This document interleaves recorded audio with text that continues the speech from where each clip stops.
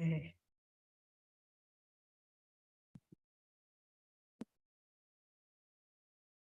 And maybe just the three of us. I said it may be just the three of us.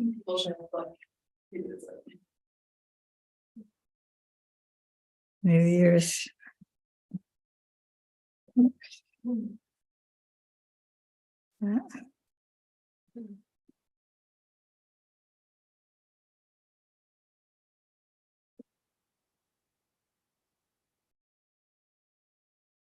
Something's okay with this now.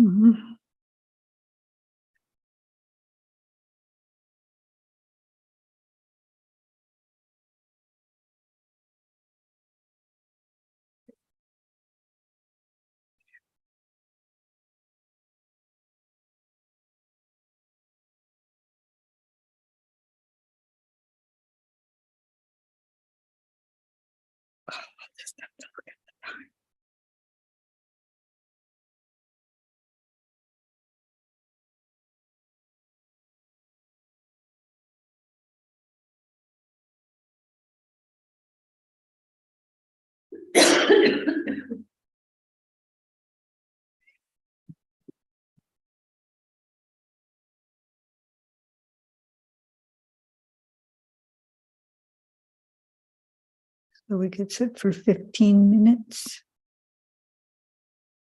or 12.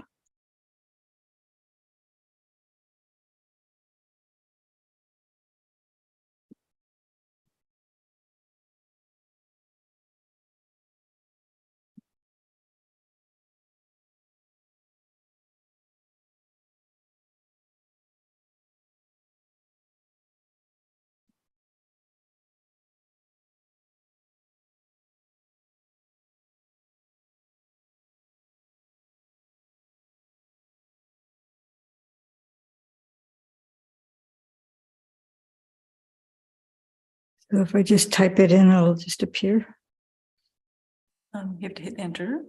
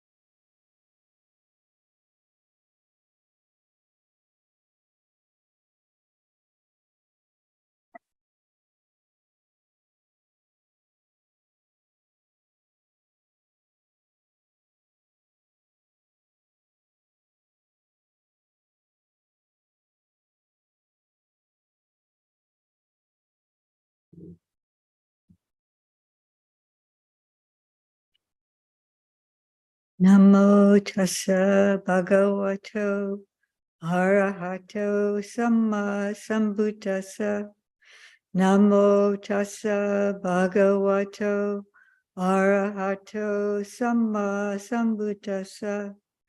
Namo tassa bhagavato arahato samma sambuddhassa. Buddham dhammam sangham namasami. Excuse me. So thank you for joining us. Today, realized I could put the numbers in the chat. Today, we're going to be looking at a sutta from the connected discourses of the Buddha. And that's Samyutta Nikaya, SM, and it's 46, and that's from the Bojjhangas, which is the connected discourses on the factors of awakening. And then this one is number 2. Last week we looked at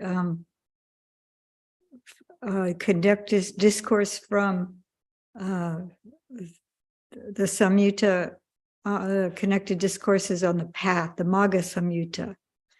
So that was the first, it's number 45 too. We looked at, it's called Half the Holy Life, but it was really about the whole of the holy life, being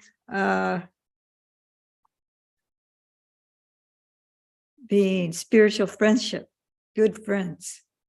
And coincidentally, or maybe not so coincidentally, one of the suttas says one of the Buddha said, I do not see one thing that so nourishes or supports the factors of awakening than good friendship. So that was a little aside, but this sutta is called the body, and it's talking about nutriment and what nourishes. He's using we'll see as we read along, but it's talking about what's nourishing to the hindrances and to the enlightenment factors. And the hindrances, there's 5 hindrances, the nivaranas, and they are blocks or hindrances to samadhi, to higher mental states, and to awakening. And so Ajahn Brahm said, so there's 5 hindrances and there's 7 factors of awakening, and the good guys outnumber the bad guys. So we got a fighting chance. So anyway, so this is talking about nourishing. Before we start, this is talking about nourishing the hindrances. So if we know what actually is nourishing the hindrances, then we may consider depriving them of that nutriment. So I think this is one of the reasons why the Buddha is talking about what is actually perpetuating or nourishing or bringing up these unwholesome mental factors. And then, of course, we do want to nourish the awakening factors. There's another sutta. Let's see. I guess I need to. This is the one we're looking at today. And then I push enter. I'm still learning. So that's the one we're looking at today. But there's another sutta that has more detail, but I don't think we have enough time for it. And there's a lot of repetition too. So they're almost exactly the same. And this is, I'll put this up. There it is. That's the one. This one has what denourishes or starves the hindrances and starves the awakening factor. So inversely, we would like to starve the hindrances, and we don't want to denourish the awakening factors. But as I was saying, there's an overlap, a lot of between these two suttas, and a lot of repetition. And so I just I have in my notes so a little bit about also how to denourish the hindrances, because if we're not aware of what the hindrances are and how they're being perpetuated and how we can allow them to just to fade away, it's very difficult to get very far in our practice. So a lot of teachers put a lot of emphasis on the 5 hindrances, just so we're aware of what's going on in our mind and we can kind of like work with it a little bit. And also, if you look in the suttas, there's much more on the hindrances, how to work with the hindrances, than there is about, well, actually, no, that's not true.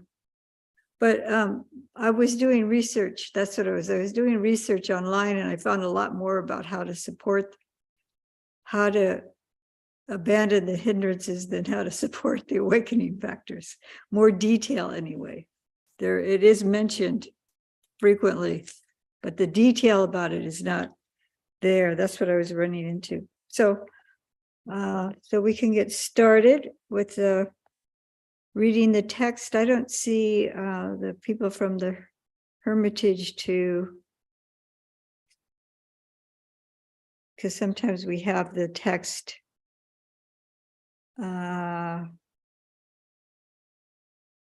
Sometimes they post it. They do a screen share, but I'll just start reading. And this is Bhikkhu Bodhi's translation, and it's the body.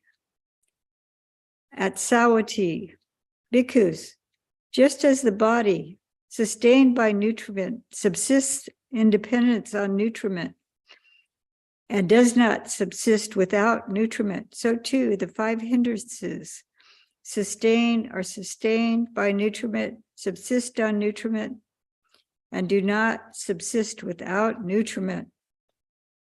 And what, bhikkhus, is the nutriment for the arising of the unarisen sensual desire, and for the increase and expansion of arisen sensual desire? There are, bhikkhus, the sign of the beautiful. So that is Subha Nimitta. And so that's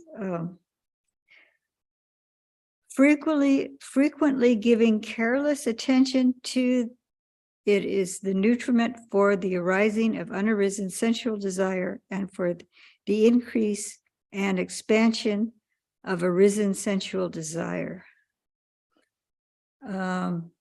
So careless attention, that's ayoniso manasikara, and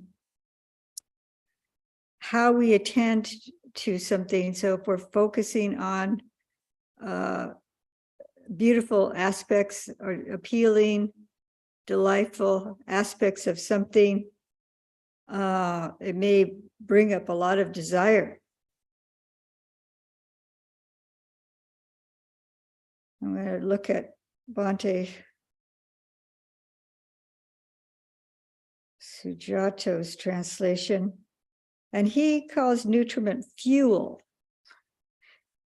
He says, what fuels the arising of sensual desire, or when it has arisen, makes it grow. And then he says the feature of the beautiful.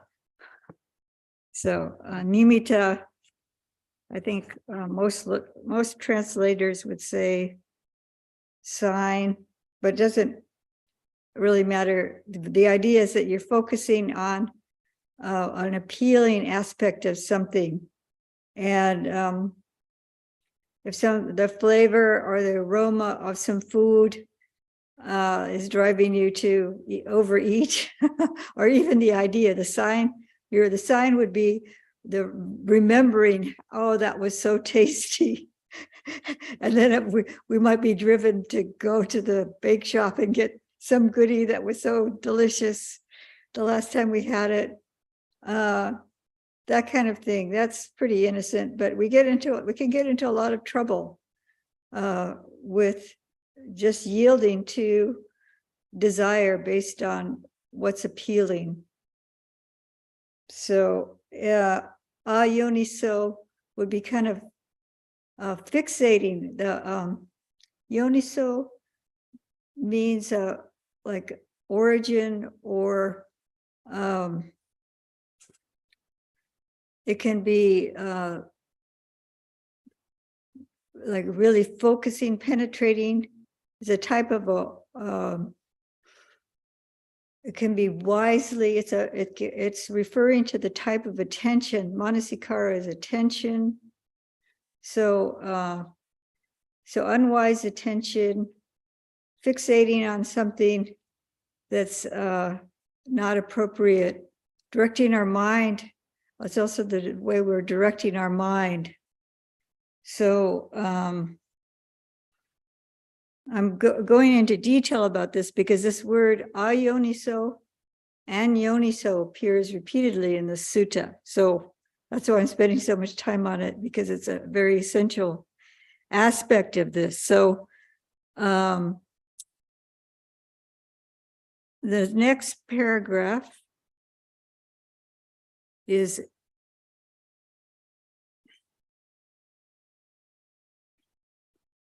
this is Bhante Sujata's translation. And what fuels the arising of ill will, or when it has arisen, makes it increase and grow. And it's the feature of harshness, is how he's translated it. And Bhante Sujata says the sign of the repulsive. And the Pali here is patiga. And patiga is a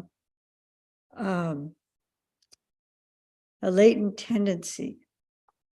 And it's translated a lot of different ways. And I don't know why Bhante Sujata has translated it as harshness. But in the translation, you also see collision. You see resistance, collision, aversion.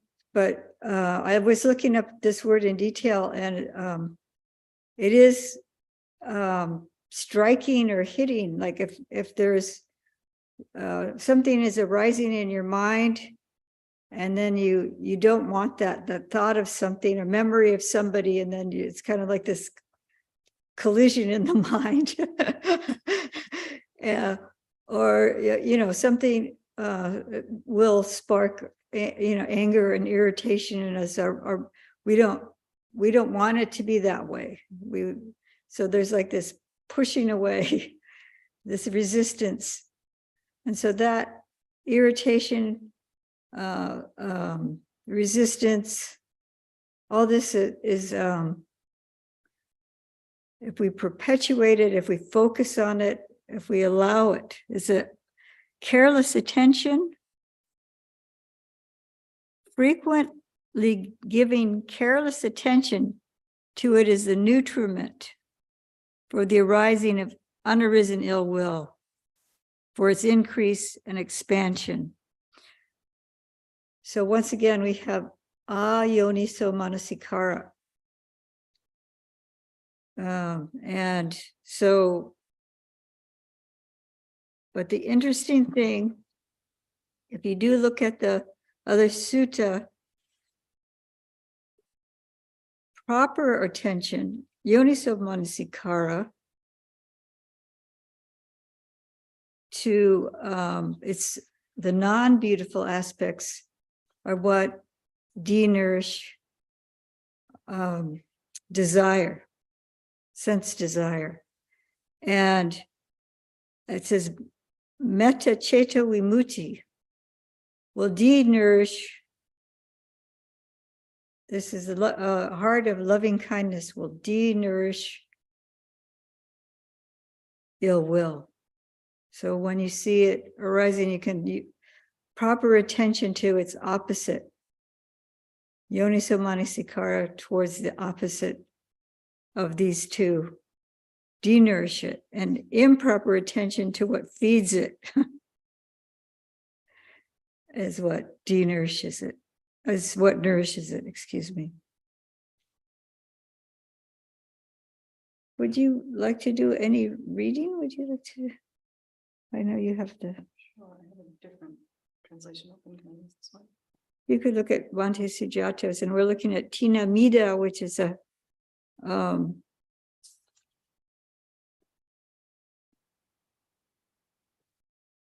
that's a sloth and torpor, or how do they translate it here?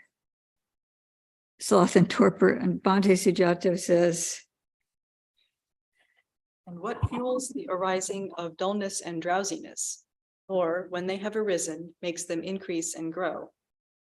There is discontent, sloth, yawning, sleepiness after eating, and mental sluggishness. Frequent improper attention to them fuels the arising of dullness and drowsiness, or when they have arisen, makes them increase and grow. so just kind of delighting in all of that lethargy. Yeah, improper attention to it. So it would be like, oh, there's nothing I can do about this. I just, give into it, or it's just so delightful to fall asleep. So we kind of have to use a discernment, whether we're really exhausted and we really need to sleep, or whether we're bored. I think some of did you have anything to say about sloth and torpor? Never experienced it.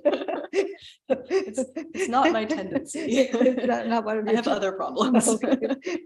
Yeah, well, yeah, this is one of my problems. And yeah, Hutchin problems is if you're tired, sleep. But you have to be discerning, because sometimes the tiredness it's mental sluggishness. So you have to discern whether, because we're averse, we have aversion, then we might be sluggish. So if there's things that we can do, there are things we can do to come, counteract it, and that getting up and changing positions and changing our objective meditation. There's a number of things that can be done.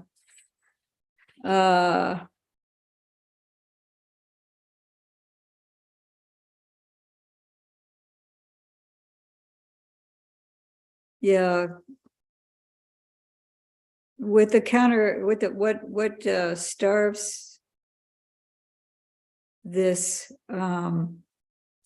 in the sutta, the other sutta, it says initiative, persistence, and exertion. So bringing up energy. It's a so there were ways to bring up the mind, to pull it out of I think Patipada has looks like she has a question. Yeah, so there's ways to enliven the mind. You can change your object of meditation, or do walking meditation, or just have to discern whether you're actually tired or not, exhausted. Do you have a question, Patipada? I see a little hand there. Yes, I would like to have you expand on something for me, please, because this is my typical most intense obstacle when I meditate. And the challenge I face is I try the different things, rubbing the hands, rubbing the ears, the different things that the Buddha talks about to try to increase the energy level in the body. However, it would last for a while, but then this desire to relax and fall asleep is just so seductive, so very, very strongly seductive, that it feels, the body feels an amount of pleasure when it relaxes during this process. And that pleasure pulls me into sleep, into the desire to sleep.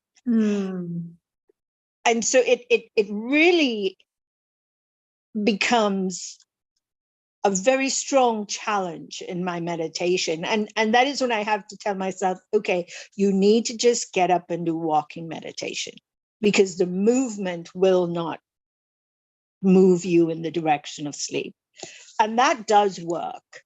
But sometimes I wonder, is there something else I can try, knowing that this is just a basic desire of the body? Well, yeah, that's what I was saying, to differentiate whether it's a, laziness or desire. I remember listening to one talk by Bhante Gunaratana, and he said that that was a Mara. That sloth was a Mara, and not to give in to that Mara. Right. And you hear people talk like that too. I had another teacher, Ajahn Punadamo, is talking, don't give in, don't give in to that. And I also did, for a period of time, I was having so much trouble. I think part of it was a health problem that I was having, but every time I tried to sit, I was just falling over in sleep. And so I did do a lot of walking meditation. I filled out this retreat form, and they were saying, how much meditation do you do? And I said, I think I was at the Hermitage, so it was like doing a lot of walking. I said 2 hours a day of walking meditation, and so much of this kind of meditation. And the teacher said, wow. And I said, I was kind of embarrassed because of the reason I was doing it. So Ayatollah Loka has her hand up, so she may have some advice for us. Oh, thank you. Sluggish ones. Yeah, but it's improved for me. I have been doing better lately, but it may be just a real rough patch. So Aya, would you say something, please, as you have your hand up? Yes, so I also find walking meditation enormously valuable. Walking and standing, and I'll often practice walking and standing meditation alternatingly until I start to feel so compelled to sit down. I know it's noisy in the background here, so I don't know if it's coming through or not. I hope it's coming through okay. Yes, but until the mind then really gravitates to sitting down and being even more still. But that's not what I wanted to speak about. I wanted to speak to Patipada's question, and I'm not sure if she's still here. There she is, just my screen changed. So Patipada was speaking about the pleasure of sleep, and then this is the sign. It really is. It's a subha nimitta, as you were talking about. And I think one thing that we can do, or two things that we can do, is as the Buddha said, it's like from one level of pleasure, you can wean yourself off of it by going to a pleasure that's even more subtle and sublime and wonderful. And I find this to work really well. So there are two ways that that can work in this regard. You have to check out and see how it works for you. Okay. One is the Aloka Sanya, which the Buddha also recommended, and even I think for the awakening of one of his great disciples, then recommended when he was practicing intensively and sloth and torpor was overcoming his mind, was to practice Aloka Sanya. And so even just looking at the moonlight, looking at the starlight, looking at not at the sun during the daytime, but at dusk, we can look towards the rising sun or setting sun, or even during the daytime. We have to be careful not too directly, but sometimes like through the leaves of trees, there may be this like flickering or sparkling light that we can see through tree leaves or on water. Which can also then be very pleasurable to see. And then also it has the effect of dispelling that sloth and torpor in the mind, because the mind becomes bright and clear and energized due to that aloka sanya. So it's not, sometimes people think like meditating on candlelight or sunshine or moon is kind of like absolute and ultimate spiritual practice. The Buddha wasn't teaching it like that, but absolutely as something that can be very helpful. And if we practice it regularly in the way the Buddha recommended, then also, as Sivijana was saying, memory is so important. And when you have that Aloka Sanya image very clearly in your mind, it's almost like it burns into your heart and burns away the dross, the sloth in your heart. And when you really pay very clear and careful attention to that, you can just remember it later on. Even you're just in a dark place and there's no light. And you can just remember that. Even sometimes, I don't know if this would be considered a positive or negative side effect. I feel like it's a positive one, but you might even be woken up in a dream, like seeing that light so clear and bright, and then you just want to sit up and meditate in the middle of the night. So that could be considered a positive or negative side effect. But you know, because the memory is so strong and bright and clear and compelling, and it's so energizing.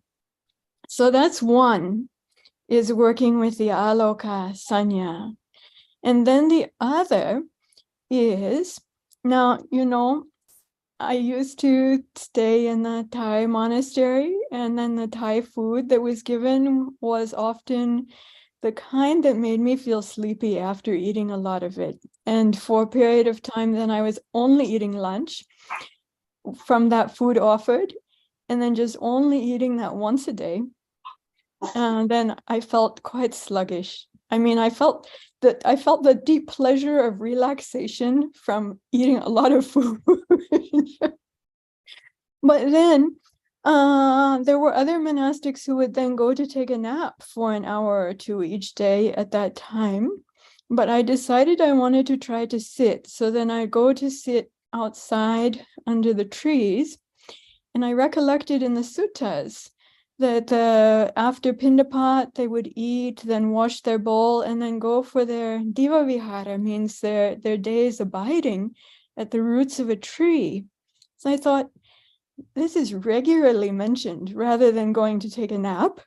How did they do that? And some kind of fierce determination arose in my mind, like I'm going to go sit under the tree after this heavy lunch and I'm going to meditate, darn it. And so then how? And this is a way that I found it's possible. And that is when you sit and you're paying attention to the sensations and perceptions, you can feel that kind of pull downwards with the relaxing that you're describing, Patipada, and the feeling of pleasure with that and the relaxing. So then it's like you watch that, and then there's the point in that like dropping down or relaxing where you would normally go to sleep in unconsciousness. Instead, you stay aware and you drop deeper. consciously, and it becomes even more pleasurable and more sublime and more relaxed and more wonderful. And from there, you can go into deeper meditation. And when you know that to be even more pleasurable and more relaxed and more sublime and more wonderful and more refreshing even, then that, just as the Buddha said, is like weaning off. So it's like one form of more crude pleasure, then you wean off by introducing another more excellent form of pleasure. In this case, the Buddha called that kind of meditative pleasure blameless. So I'll end there. I talked for a long time. Thank you for your patient listening. So one is wholesome and one is unwholesome. Yeah, Yes. I wanted to say something first before Patipada, and then you could but I wanted to say something about the word deeper. It depends on how you might say inward or something, like not deeper as far as getting heavier down. Because when I hear the word deeper, when I'm sinking, I think of my mind sinking into sleep. So I think Ayatollah is talking about something, describing something, using terms that are a little, just to clarify the understanding of it. I think there's clarity, needs to be clarity and brightness, like you were describing, Aye, and perhaps inward, but for her experience is like it's going deeper in a different sense than heavy going. Yeah, I think so. Is that correct, Aye? Hello? Yes, I'm sorry, I had muted myself and I had to find the mute. Yes, I think so. Actually, I think we could use different types of analogies, but in this case, I felt almost like it was being like a deep sea diver. Because as a young person, when I lived in Hawaii on the cliffs of Oahu, then with my sister, then I would go down and we would dive. And at the surface of the ocean, the waves are quite agitated. And so that, I mean, somewhat, whatever kind of day it was. So it seemed like having eyes open and closing eyes seemed almost like going underwater. And then there's the upper reaches, the upper strata, where the mind is also still mostly occupied with the sense spheres. And then it's like you go down a bit lower and it starts to change. To be calm. It starts to change. And as you go down significantly deeper, even it's like there's a different feeling of pressure and calm and stillness. And it's like you're going through different realms in a way. So just for me, because of my experience in childhood with that, then also when we went down deeper, there was such a sense of wonder. Because it's not the realm that we're normally in. So of wonder and curiosity and very much alertness and awareness. In fact, passing that level where you would normally, where your awareness would go off, you'd let go of the thread of awareness to go into sleep, right?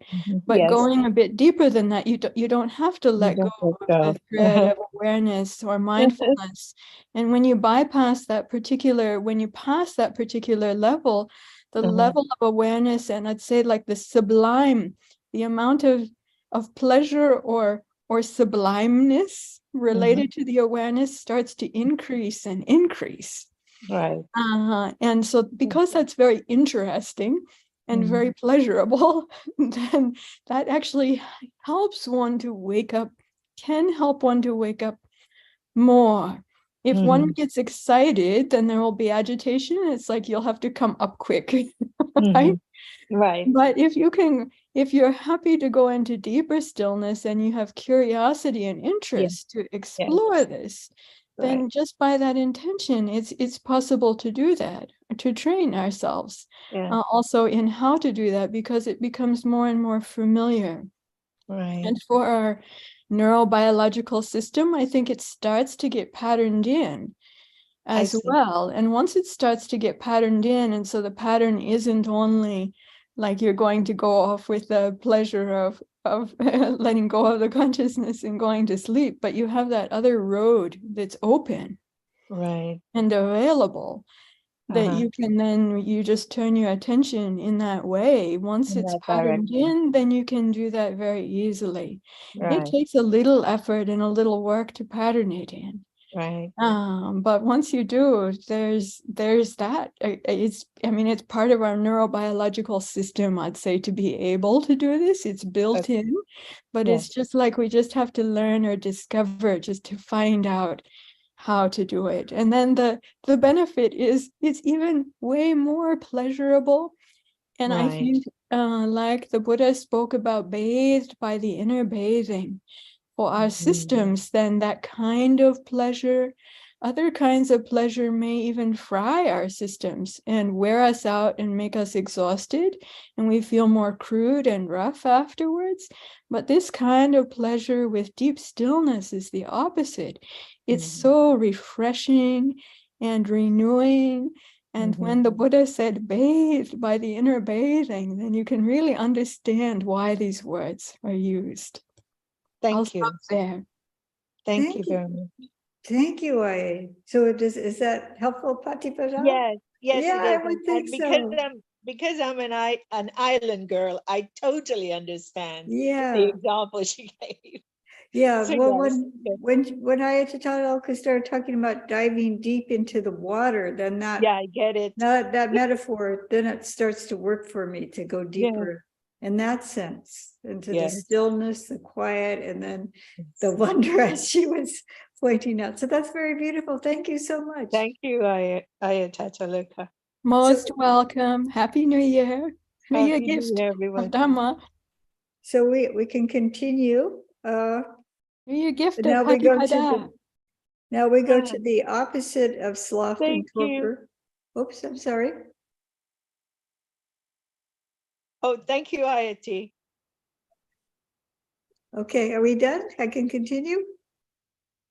Okay, so so the opposite of sloth and torpor, and I think this is on the surface of the water.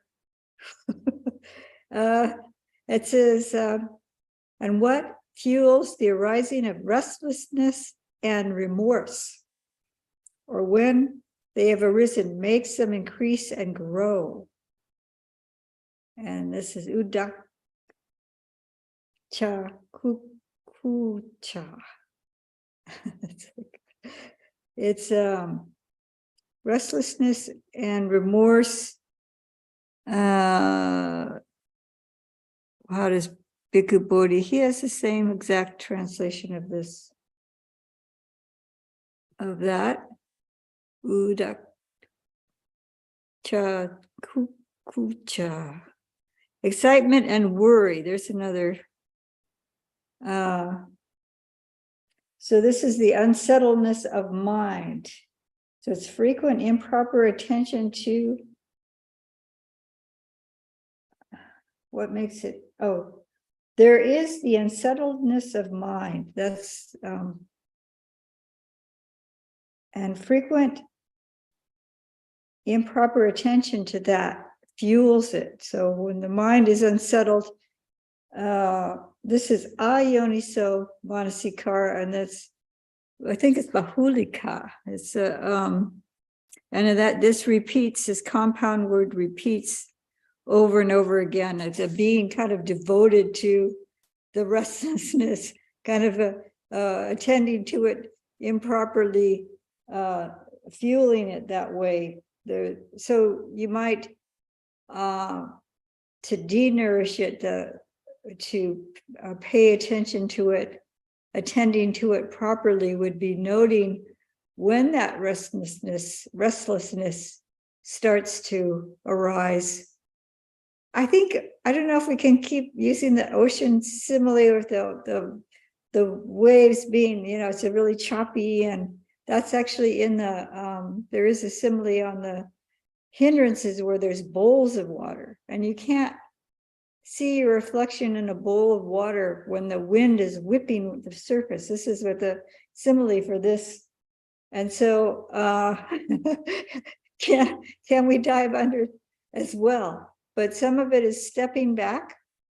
I think of there's, maybe it's from the Zen tradition, that backward step, where you kind of, you're observing that there is this restlessness of mind. So you're attending to it properly, rather than kind of just kind of like trying to getting whipped around by the waves by just going into that surface area of the mind that's agitated. So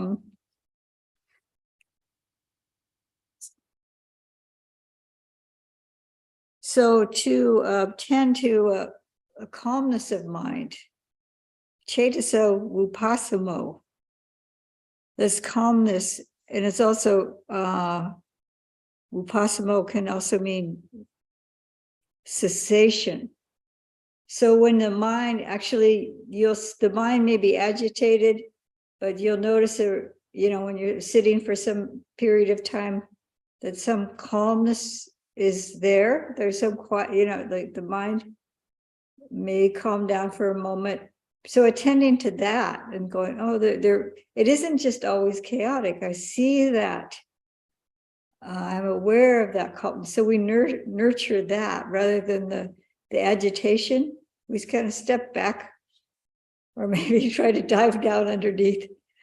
I lived in Santa Cruz, so that if you go bodyboarding or something like that, you kind of like, instead of trying to swim on the surface against, you kind of do try to dive under the waves when they're coming at you. Go dive under. So I guess there's that kind of analogy and then once we get out deeper, we can maybe take the plunge. But so that's the nutriment is improper attention to the unsettledness of mind. So we're just feeding it by paying improper attention to, just going on a tangent, allowing papancha, allowing proliferation to happen, or fighting against it too. If we fight against it, that would be improperly attending to it. So that's the unsettledness of mind. And sometimes people go back and forth between the dullness and drowsiness and the unsettledness of mind, because they struggle too hard to get the mind to be quiet. And then once the mind is settled and quiet, then they're exhausted and they fall asleep. So these two go together. Any comments about restlessness? Yes? No? Okay. Yeah, I think most of us are familiar with restless minds. Restless and worry, or restlessness and remorse. And so we can go Vichikiccha, and that is doubt. Did I miss one? Okay. Yes, doubt. We're on doubt.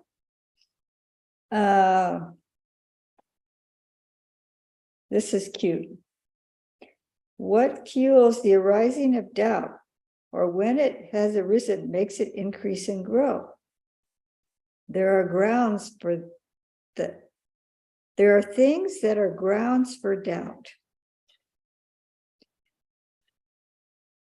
Frequent improper attention to them fuels the arising of doubt. When it has arisen, makes it increase and grow.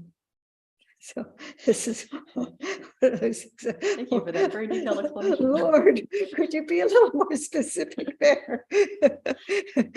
So I did a little bit of research about that. So what I did is I looked at the other sutta that I've listed here that has the how to overcome doubt. And the grounds for doubt, this is actually Dhammadharini and I were talking about this. When you're thinking about what actually has brought up the doubt, what is it that's making this doubt arise in your mind? And these are the grounds for the doubt. That what is making it, that you could start getting to know your mind and seeing what's making you uncertain, or what's making you want to have the answer right now to the question, and making you perplexed. But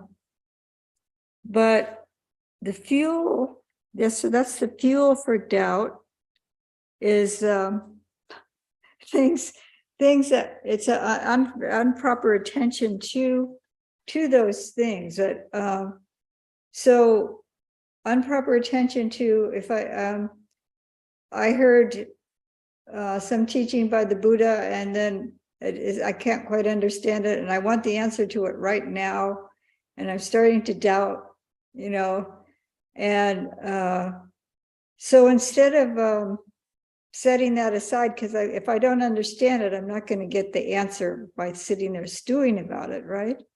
That's the grounds for perpetuating it, just kind of like stewing on, I don't understand this. Why, why isn't it explained? Why did the Blessed One say that like that?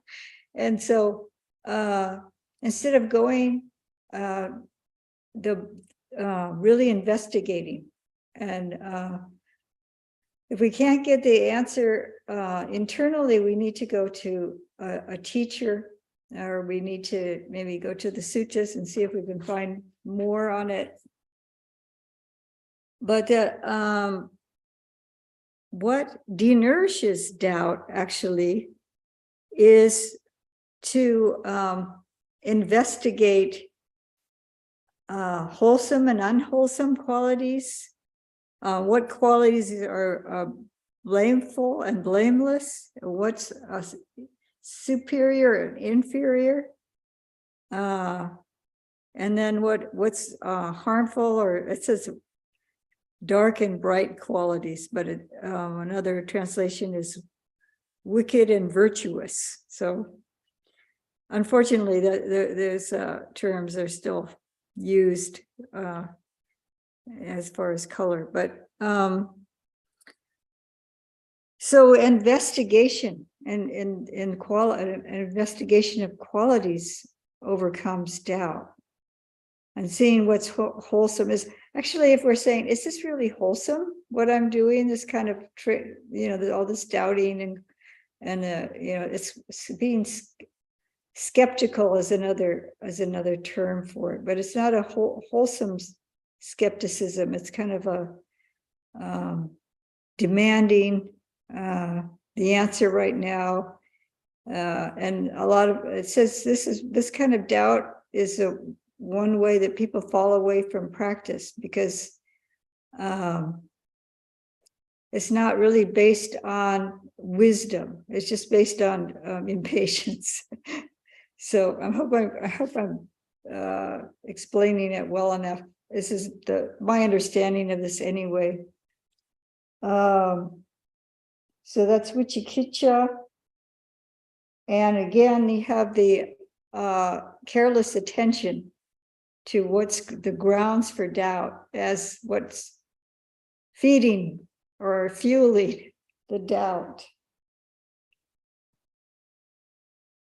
So now we can go to the nutriments for the enlightenment factors. So if we denourish these hindrances and they're in abeyance, this is actually a support. It's not mentioned here, but I've heard teachers again and again say this is what, in order to get deeper into our meditation, and in order to develop the enlightenment factors, we have to abandon these hindrances, or not have them in abeyance at least. So again, he says, the Lord Buddha says, just as the body is sustained by nutriment, subsists dependent on nutriment, and does not subsist without nutriment, so too the seven factors of enlightenment are sustained by nutriment, subsist in dependence on nutriment, and do not subsist without nutriment. And what is the nutriment for the arising of the unarisen enlightenment factor of mindfulness? And for the fulfillment by development of the arisen enlightenment factor of mindfulness, there are things that are the basis for the enlightenment factor of mindfulness. So here we go again.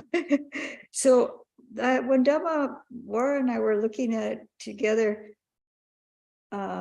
she was pointing out, we were discussing that, we look at what actually supports for ourselves, what brings this up for ourselves, what is the basis for ourselves. Or I think we want the Buddha to lay it all out for us, but part of this is our own investigation. So, so frequently giving careful attention. Here we have yoniso manasikara. And that's translated a number of ways.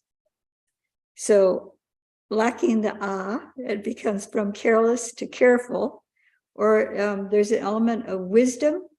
When I was looking, yoniso is womb, like I was saying. Yoni is womb, and yoniso is going to the origin. So in context, it could be really looking at the causes, or it can be also penetrative wisdom. So, and careful attention, this is Bhante Bodhi's translation of it. So this careful attention to what is the basis of support, the grounds, he says. I think this is what Bhante Sujato says.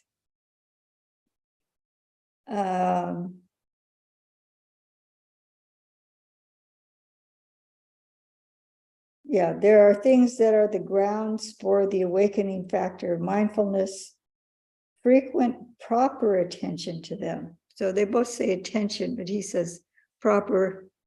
Bhikkhu Bodhi says careful. I kind of got a really, I embrace that word careful attention, and I still do. It seems taking care, and that you need a certain amount of wisdom to care for something well. You need to do it properly to care for something well. So careful, being caring. Yeah, I like that. So it has all those nuances, I think. So I looked up in the notes about basis. There's a footnote, and there are supportive factors with the 4 foundations of mindfulness and the developing of bojjhangas and different things. But it did say another notation said that trying to sustain sati sampajanya in all activities. So Bhante Sujato says situational awareness, or how would you translate the sati sampajanya? I actually kind of like situational awareness. You like that? Yeah. So mindfulness, clear comprehension. Mindfulness and clear comprehension is another translation of that. But I feel like there's kind of the situational awareness captures I'm not just like aware of this little tiny thing, I'm actually aware of the larger situation, which is good to have both. Yeah. And then there's a lot of there's commentary on the 4 sampajanyas and so on. But yeah, it's more than just kind of mechanically going and just like what is it? there was a movie where the spy had his walkie-talkie, and he says, "I'm moving my right foot. I'm moving my left foot." And he's like, and then he falls up. He's like doing, I guess he was, I don't know. That's what comes to mind, but you could just kind of like, I'll just be really aware of the movement of the foot, but not really seeing where you're placing the foot. And you fall over. Anyway, so sustaining mindfulness throughout the day, sati sampajanya throughout the day is one of the things, one of those bases or grounds. But you can look for yourself what is supportive to sati, to mindfulness. For it to become an awakening factor, actually, you do have to have continuous mindfulness and unremitting mindfulness for it to become an awakening factor.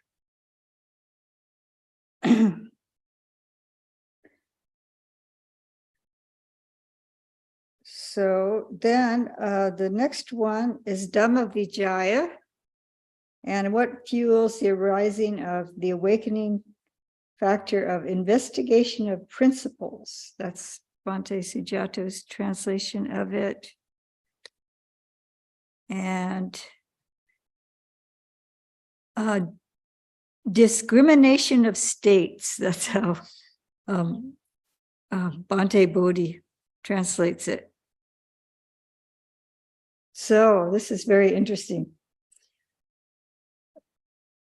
There are qualities that are skillful and unskillful, blameworthy and blameless, inferior and superior, and those on the side of dark and bright.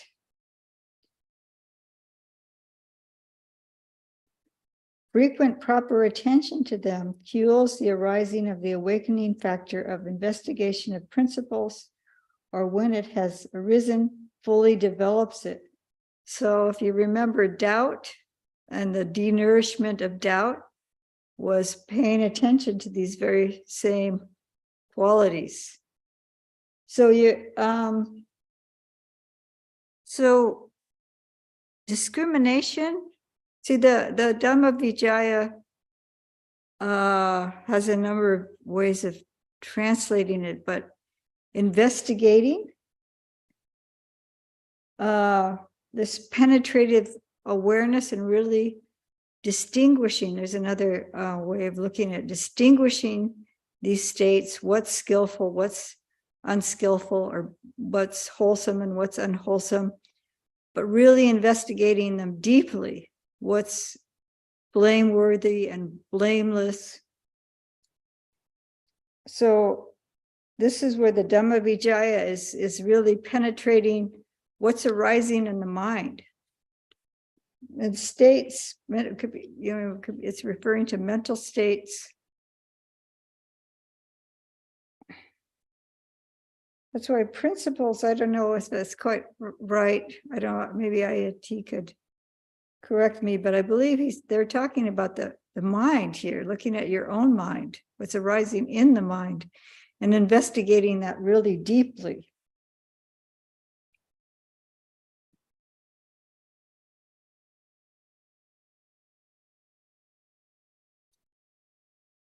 So to de-nourish doubt and to support and nourish the investigation of principles or the discrimination of states, they have the same.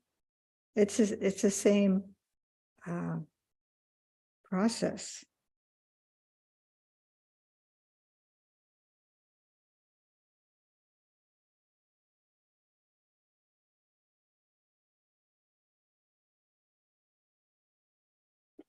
And what fuels the awakening factor of energy, or when it has arisen fully develops it? Aye, Yes, Aye. you had mentioned my name. I don't know if you'd like me to say anything or not. Yes, yes. I didn't wait long enough for you to unmute yourself. Well, Please. that's okay. I wasn't sure whether you wanted me to say anything or whether you were going on.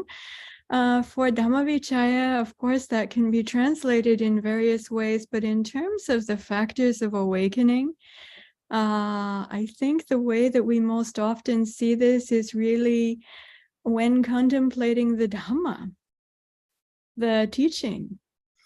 But there's the way that it's the teaching in theory, and then there's also the way that it's the teaching when we investigate it, when we're reflecting upon the actuality of things and what we can see and know for ourselves.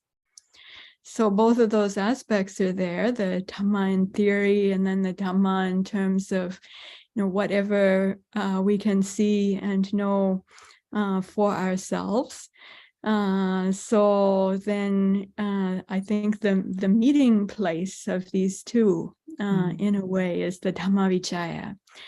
So in terms of awakening, then that meeting place is very important as a factor of awakening. That is to bring the Dhamma in theory through contemplation, investigation, application into practice. But even when practicing, also the investigation part is very important, to be looking to see and know what is actually going on here as we're applying that, whatever the Dhamma teaching is, into the practice, to do so with this mind of, well, with mindfulness, of course. Then what can we see and know about this? So whether it's just contemplation whilst listening to the Dhamma and reflecting on our experience, or whether it's thinking about Dhamma and then trying to practice and investigating, seeing and what we can see and know in the practice, then the point, I think, is when that then it's the Dhamma in theory and then the Dhamma in reflection, in practice, or in investigation in practice, then penetrates into insight. Then there's looking into the Dhamma with insight. And then there's another level of Dhammavichaya that comes from that when one has an insight. Even the Buddha, after his great awakening, then spent significant time afterwards then reflecting and reviewing what he was seeing and knowing for himself. And then these are different stages then of Dhammavichaya, from contemplating in theory, reflecting for oneself, applying oneself in practice, looking and seeing what one can know for oneself, and then also that insight, when the realization, the aha happens, and there's the penetration. And then there's also then seeing and knowing. What are you seeing and knowing? That is also the Dhammavichaya, that for the Buddha himself, this is supposed to have taken place over days, that he's like going back and forth through the different aspects of dependent origination and like really exploring and discovering what with wisdom he now has access to in terms of directly seeing and knowing the Dhamma for oneself, that then needed to come out again into words to be expressed in Dhamma teaching. Well, there you go. Thanks Thank for you. asking. Thank you, Aya. Yes. So as Aya Tatalaka was explaining, it's like, yeah, it's the development gets deeper and deeper. And there's different phases of it. So yeah, thank you. That's very helpful. So then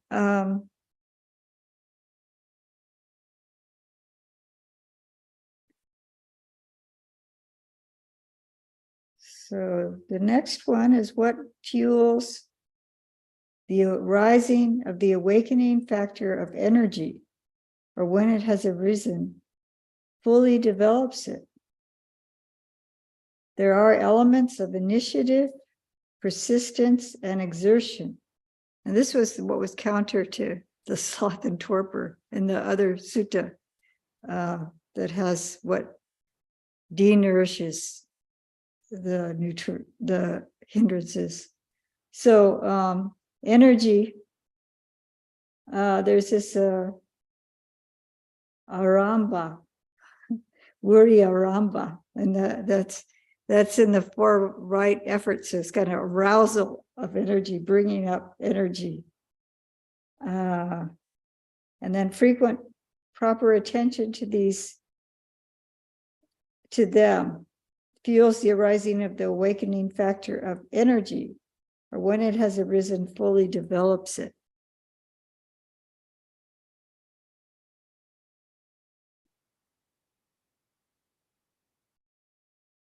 So Bhante Sujato uses the same word, energy, the awakening factor of energy. He says there are, because the elements of arousal, that's the Virya Ramba, the element of endeavor, and the element of exertion. So it is applying ourselves to these things, but I think until they actually become awakening factors, like the awakening factor, the Dhamma Vijaya will bring up the energy, and it will naturally be arousing the energy, and for it to be an awakening factor, a bojjhanga.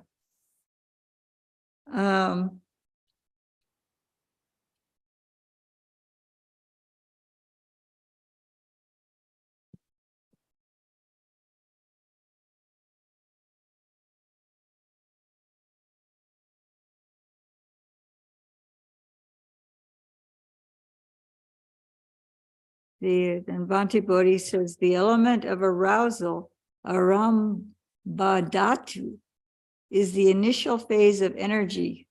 The element of endeavor, nikamadhatu, is the intermediate energy, and the element of exertion, parakamadhatu, is the energy of full intensity. So here we have different levels of intensity. So you initially bringing up the energy, and then I think it sustains itself without really. It says exertion, but I want to say without exertion. It's just like the momentum is so strong, and and then as IIT was talking about being interested, being enlivened, this is like our exploration is kind of exciting in a positive way, but not in a disturbing way. Maybe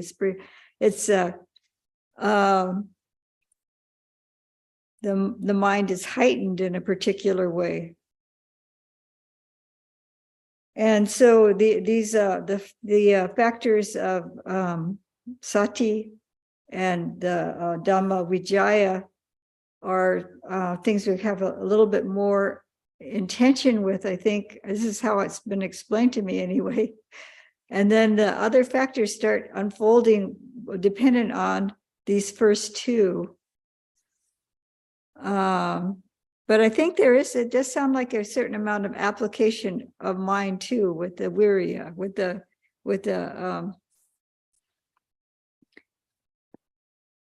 bojjhanga. So it talks about three phases here, and frequently giving careful attention to the element of arousal, the element of endeavor, and the element of exertion. Giving these frequent attention is the nutriment for their arising, for the arising of the unarisen enlightenment factor of energy, and for the fulfillment by development of the arisen enlightenment factor of energy. So that's seeing distinct, it's developing over time. It's not just kind of instantaneous.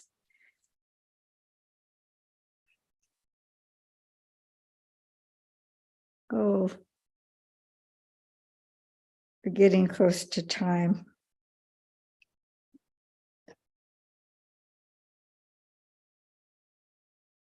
So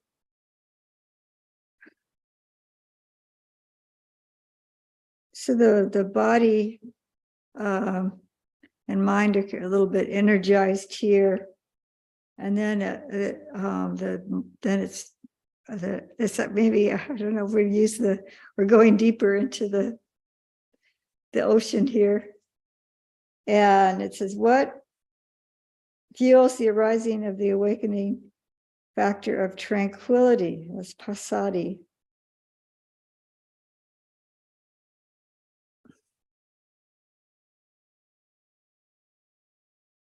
There is the tranquility of the body and the mind. Frequent proper attention to that fuels the arising of the awakening factor of tranquility, or when it has arisen, fully develops it. So this is our awareness is getting acute, and we're starting to notice when the body is becoming more peaceful, the settling of the mind. And so that proper attention, the yoniso manasikara, applied to the stillness, the quietness, the peacefulness of the mind, that nourishes that aspect, that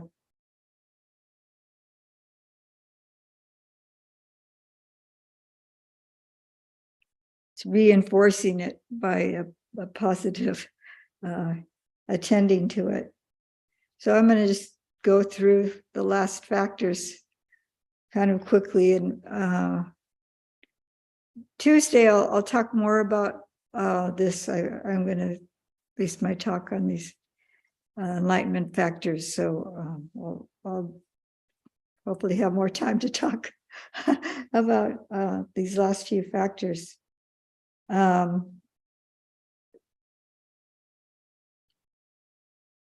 And what fuels the arising of the awakening factor of immersion?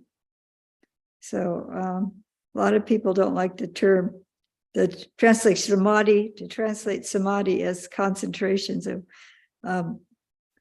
Bhikkhu Bodhi says concentration. I think it's an old standard, but Ajahn Brahm likes the word stillness. Yeah. Bhante Bodhi says concentration. Bhante Sujato says immersion. So this is samadhi. Samadhi bojjhanga. Samadhi sambojjhanga.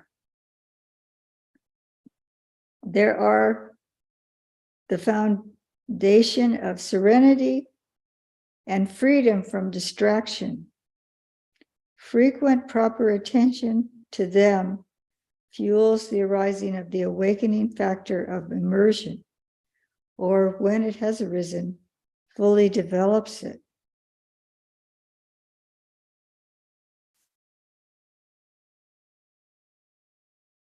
So Bhante Bodhi says there are the sign of serenity and the sign of non-dispersal. Giving frequent, careful attention to them is the nutriment for the arising of the unarisen enlightenment factor of concentration, and for the fulfillment and development of the arisen enlightenment factor of samadhi. I'll just use the word samadhi. So there's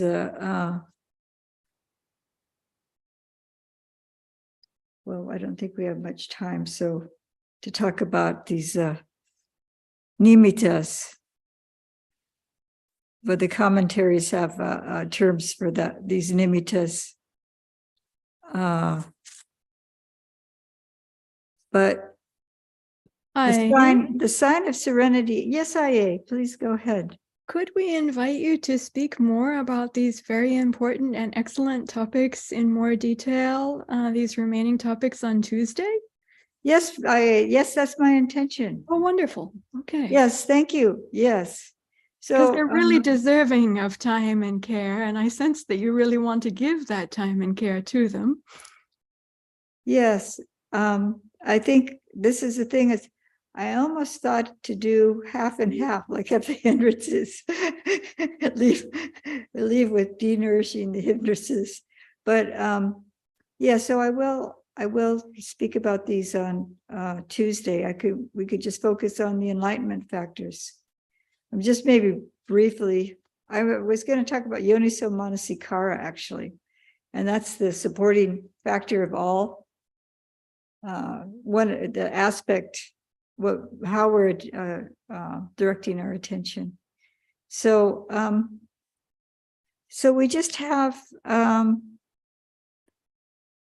last one is the equanimity, upekkha.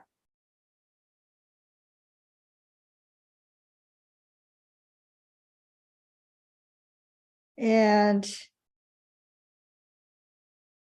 what fuels the arising of the awakening factor of equanimity, or when it has arisen, fully develops it? There are things that are grounds for the awakening factor of equanimity. This is the Yoniso Manasikara. Frequent proper attention to them fuels the arising of the awakening factor of equanimity, or when it has arisen, fully develops it. So what we can explore within ourselves what helps with equanimity. And then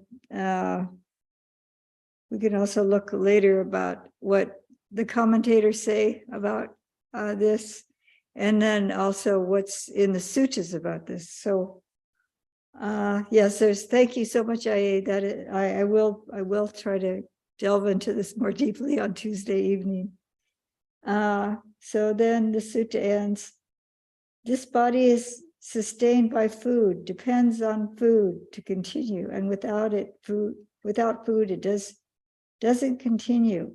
In the same way, the 7 awakening factors are sustained by fuel. They depend on fuel to continue, and without fuel, they don't continue.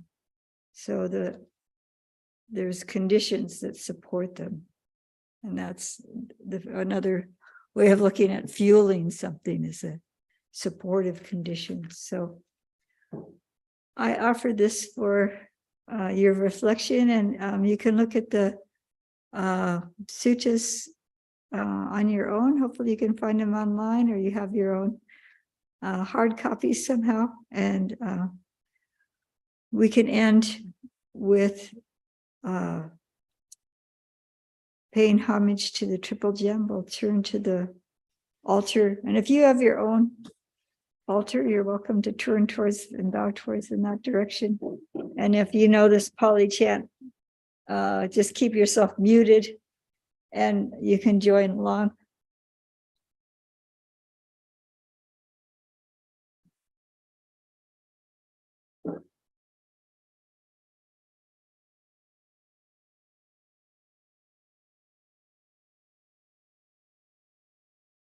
Araham Sama Sambuddho Bhagava Buddham Bhagavantam Abhivademi.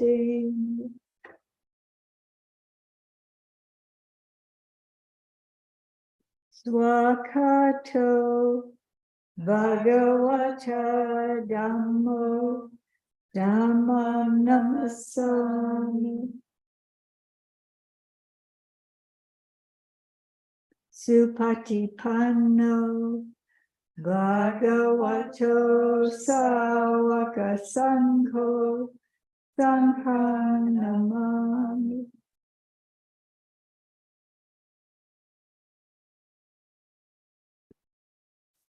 Sadhu, sadhu, sadhu. Anumodami. I'd like to make a brief announcement. So we want to very much appreciate Ayya Vijana's teachings during this time that she's been back with us leading up to our winter retreat. Also, hopefully, Ayya Brahmawara will be returning to us on the 4th, or depending on winter storm, whenever she gets back here. But we plan to be entering our winter retreat on January 8th through till March 25th. And Ayya Brahmawara will be leading our regular weekly teachings during that time. She's generously pledged to be offering the Sunday and Tuesday teachings. And I will be offering all being well, offering the Uposatha teachings on the new moon and on the full moon. And also, I just want to wish everyone a happy new year. Truly, the dedication or resolution, adhitan, to de-nurture the unwholesome and unskillful in ourselves, and to nurture and develop the wholesome, skillful, and liberating is the great resolution and the great dedication. So absolutely excellent topic for New Year's Day.